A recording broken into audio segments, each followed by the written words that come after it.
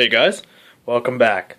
So right now I'm about to install some Pico switches and the crossover that I got from Canadian Express Line. Canadian Express Line I just found out about a week ago.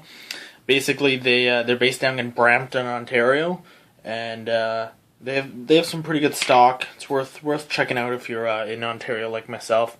I usually order from model train stuff, but they always get me with shipping, and then I got hit at customs all the time, so that sucks. So I end up paying pretty much an arm and a leg through that, so I don't really save too much money.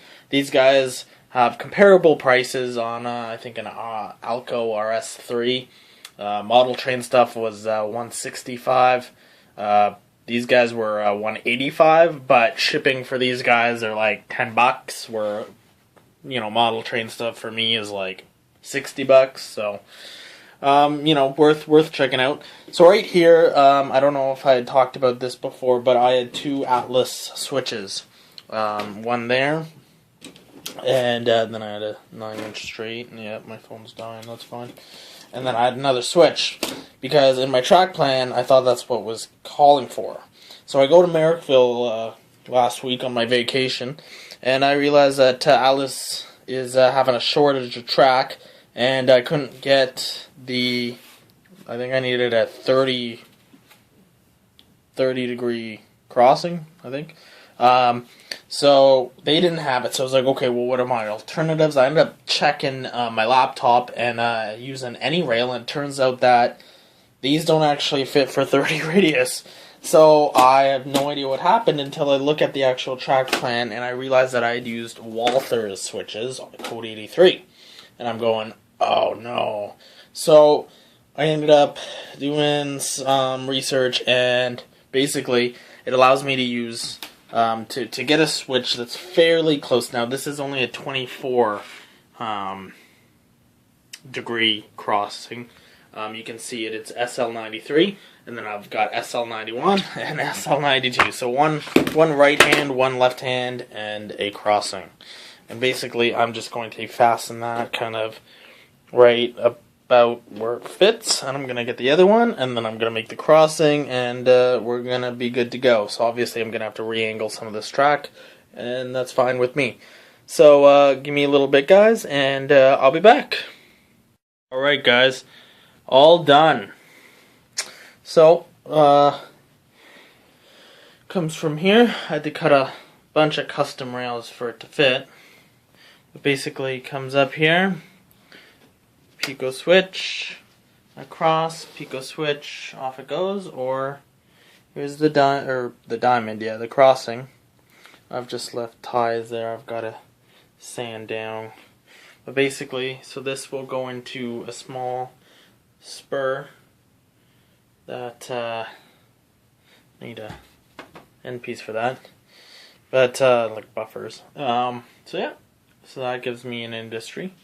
And here's the train shed. So it comes here into my triple Y here, three-way. So you've got one track just going along the edge, and then you've got two going in. As you might have noticed, I've got some of the cork down. It's not glued or anything. It's just nailed down with the foam nails. I've never worked with foam before. I've always worked with cork, so I wanted to try it out, obviously, and make sure it looks the way I want it to before I start getting out the glue. So I'm probably going to end up doing most of, if not all of, at least this 4x8 section with road bed. I know it's not necessarily prototypical, but then I can build up the foundation for like the concrete and whatnot. So and over there you'll see that's going to be the bridge. So I didn't cork that. I actually I thought you had to cut the middle, the cork, kind of split it right off the bat. So I cut a little bit, and then I noticed you didn't.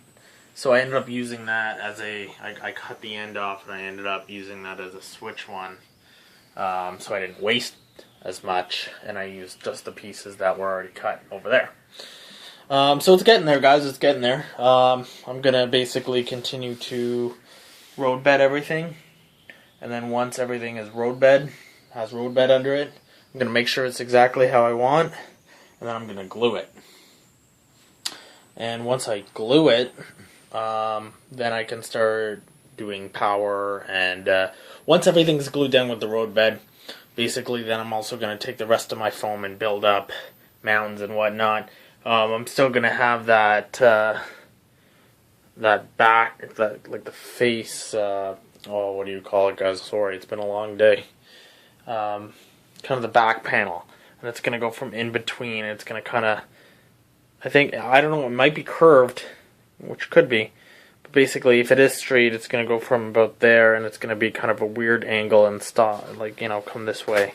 Just to separate the two sides, but I haven't decided yet. But I'm going to, build up little hills and whatnot. Have some depth to the layout, dig out some of the foam in some places.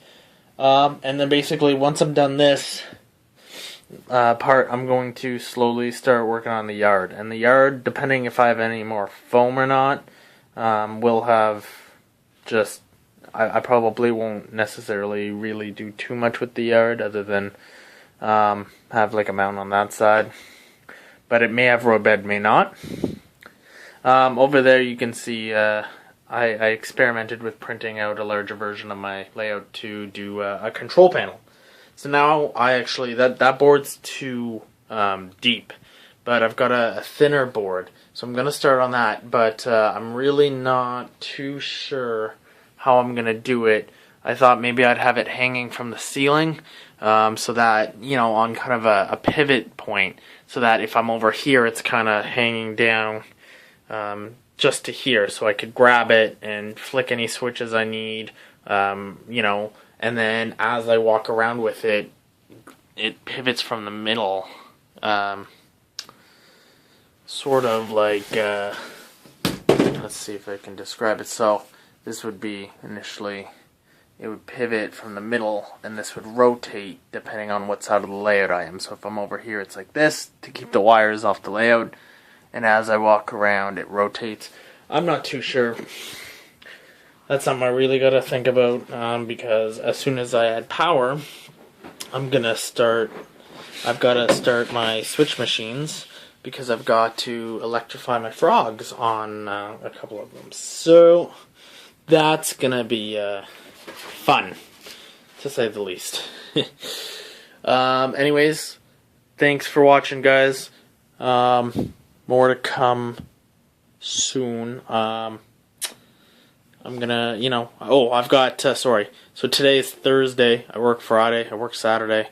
But then I'm off for a week. So, another vacation. I just got off vacation, worked a week, and then another week vacation. So hopefully I get a chunk. I want by next week at least it glued down. But we'll see. I'm not going to rush it, because if I rush it, then it's not going to be awesome, and I'm not going to enjoy it as much. So I'm just going to take it slow. And I'll take you guys along every step of the way. When I do get around to gluing everything, I'll probably end up doing a small tutorial once I figure out how to perfect it myself. Like I said, I've done cork, just never foam. I'm sure they're very similar. I just want to make sure. Alright, so thanks for watching, guys. Take care. Enjoy your bacon.